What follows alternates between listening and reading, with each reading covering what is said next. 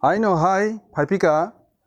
Mokol TV YouTube channel tai Facebook ni friends song rok bai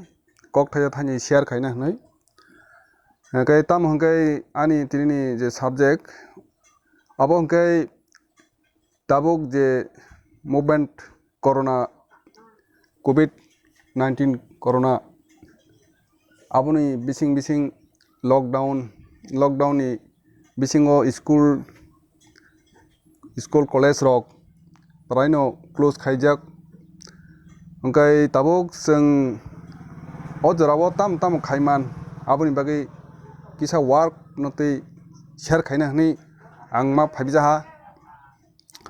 phari जों chini ha tripura ha stani ja ha ni dofarok sungdurok जों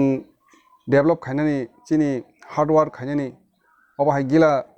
chin thani samung tongo je student rok nogot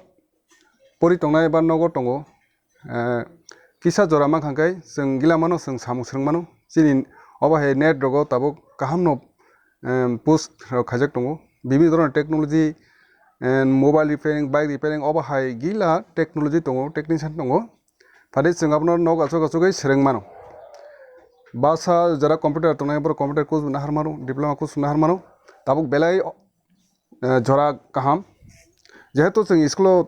chini student thangmaya o jorao जों samno pick up nai mano hnai kisa kok share khaina phaimani tam khaikai chini baskango chini dofan bagui ebong personally income source rok obahai rok जों gila srwngmano norok nai naidi oro video photo clip rijak norok obono nai naidi obahai samurno जों hardware no जों yagrong khangkai chini phainai bwskango chini kaham develop rok जों truk khaimana hnai ang khasongo norok nai naidi